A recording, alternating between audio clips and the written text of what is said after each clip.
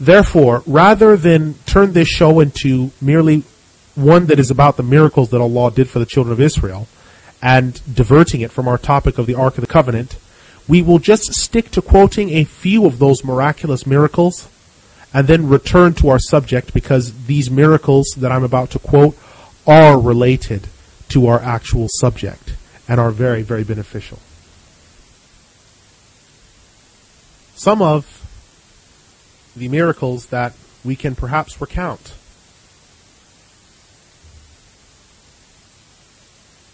from the children of Israel are the parting of the sea, the drowning of their enemies, the tablets of the law, and the manna and the quail that was sent down. Let's just take a look at one of the miracles in perspective first. That miracle is the miracle of the parting of the sea. And I'm reading to you from Surah Al-A'raf, the 7th Surah, Ayah 136. Allah subhanahu wa ta'ala says, فانتقمنا منهم فأغرقناهم في اليم بأنهم كذبوا بآياتنا وكانوا عنها غافلين. So we took revenge from them. We drowned them in the sea due to the fact that they denied our signs and were heedless to them. So here Allah subhanahu wa ta'ala refers to the Egyptians and Pharaoh and his vast army as those that were heedless to his signs and those that would be punished. And he punished them. He enacted revenge upon them, and they suffered. Another miraculous thing that the children of Israel were given is they were given the miracle of the manna and the quail. Allah subhanahu wa ta'ala sent down food for them from the very sky above. Allah subhanahu wa ta'ala says about this miraculous event, وَظَلَّلْنَا عَلَيْكُمُ الْغَمَامَ وَأَنزَلْنَا عَلَيْكُمُ الْمَنَّ وَالسَّلْوَى كُلُوا مِنْ طَيِّبَاتِ مَا رَزَقْنَاكُمْ وَمَا ظَلَمُونَا وَلَكِنْ كَانُوا أَنفُسَهُمْ يَظْلِمُونَ. And we overshadowed you with clouds and sent down to you manna and quail, saying, eat of the good things that we have provided you. But they did not wrong us when they wronged themselves. Surah Al-Baqarah, the 2nd Surah, Ayah 57. Allah subhanahu wa ta'ala, in addition to this, sent the 2 tablets of the law that he gave to the Prophet Musa alayhi salam.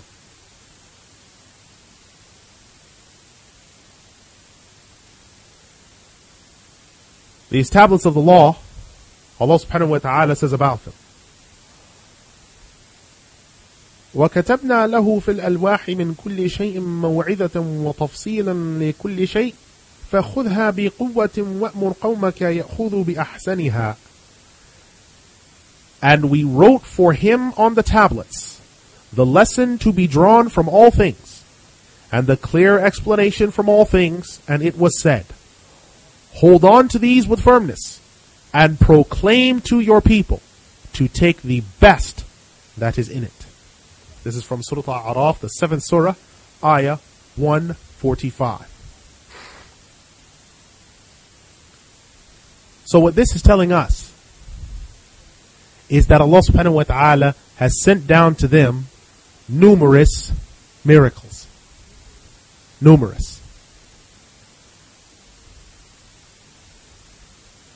And these miracles were in addition to the Ark of the Covenant, or the Tabut that they received. There were many other signs that were given in the wilderness, where the children of Israel were wandering after their exodus from Egypt. And then there was also the Tabut that was given to the children of Israel, or the Ark of the Covenant, which is under discussion tonight and quoted in the passages given previously. Thus, the Ark of the Covenant was given sometime between the year 1250 BC, which was the Exodus from Egypt, and 1050 BC, which was the occupation and settlement of the land of Canaan, also known as Palestine. So, for an exact date of when the Ark of the Covenant was given, this gift, was somewhere between 1250 to 1050 BC. We are not exactly sure of an exact date. Now, with all things, we'll also want to know, what did the Ark of the Covenant, or the Tabut, what did it look like? What does it look like? And we will allow Sayyiduna Ibn Abbas radiallahu anhu, who learned his commentary of the Qur'an from the Prophet Muhammad sallallahu alaihi wasallam 3 times, to explain to us what he has learned about the Tabut. He said, quote, "The Tabut was made from teak wood and was overlaid with sheets of gold. It used to be kept in the presence of the prophets whenever they used to advance forward in war, so that they might seek help by way of it." Close quote. This is taken from Zad al-Masir fi Ilm al-Tafsir, pages 152 to 153.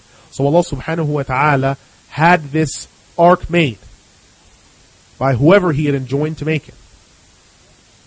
And that it was teak wood overlaid with sheets of gold, and that the prophets kept it and used to use it as a sort of means of frightening the enemy, driving terror into their hearts, and they used to seek help by means of it as a manifestation of Allah subhanahu wa ta'ala's help in battle.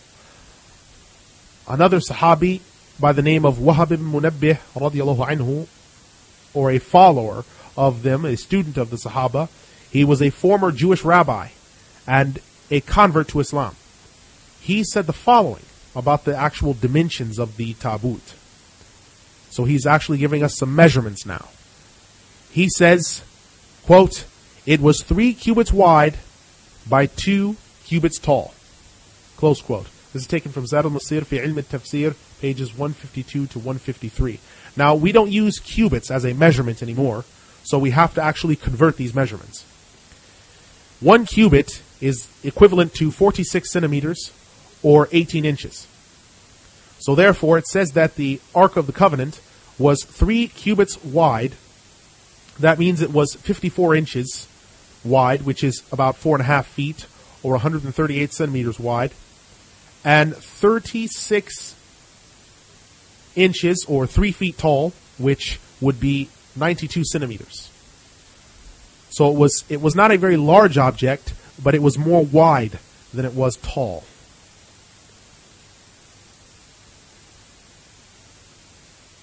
What was the purpose of the Ark of the Covenant? What was the purpose?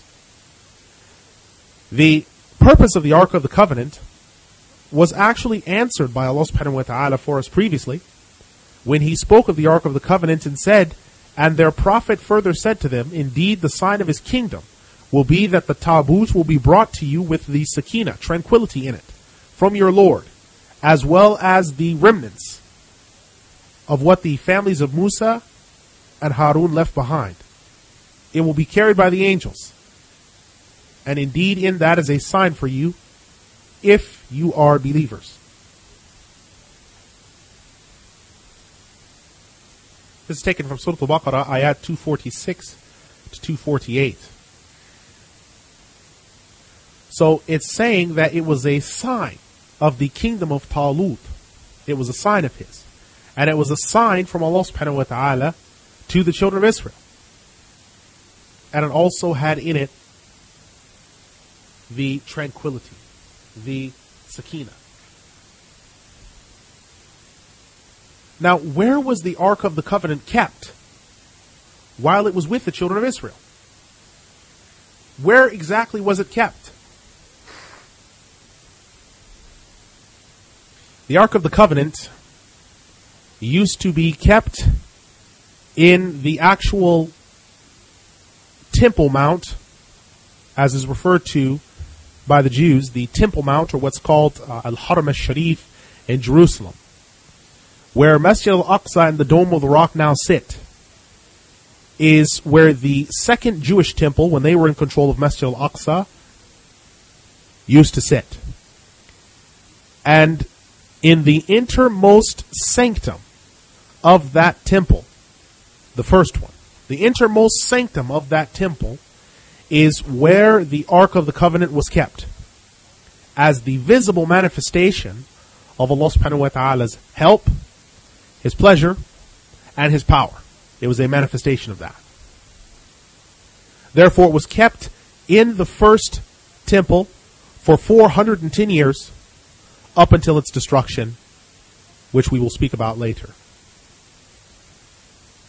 Now, someone will ask about the verse that I have quoted, that I've been using for most of the night, Surah Al-Baqarah, second surah, ayat 246 to 248.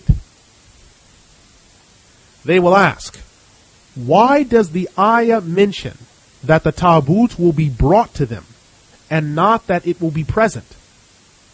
Where was the tabut before it was brought? Where was the tabut before it was brought? Because the tabut was given to Musa, Harun, and the children of Israel. And then it says that the tabut is going to be brought by the angels. Well, how could something be brought from somewhere if it belonged to the children of Israel? And this is a very valid question. Muqatil ibn Sulaiman, radiallahu anhu, one of the giants of the first three generations, who wrote an amazing tafsir, speaking of these verses and putting them with the hadith knowledge that he had, he stated the following, quote, when the children of Israel broke into sects and disobeyed the prophets, Allah gave their enemy authority over them. So they took control and were dominant over them and took hold of the ark. Closed quote.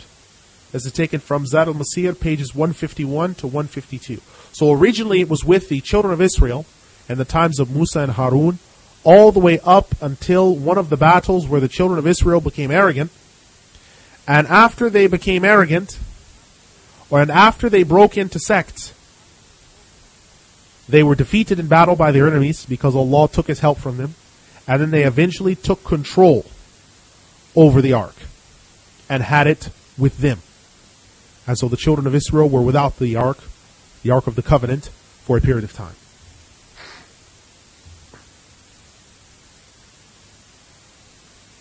Imam Ibn al-Jawzi, rahimahullah, a Sheikh al-Islam of his time, one of the great scholars of Baghdad in Iraq, and a major historian, gives us additional knowledge about the Ark of the Covenant from the research that he's uncovered.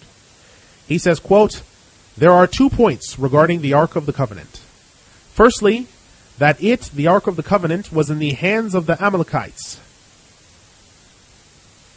and they buried it.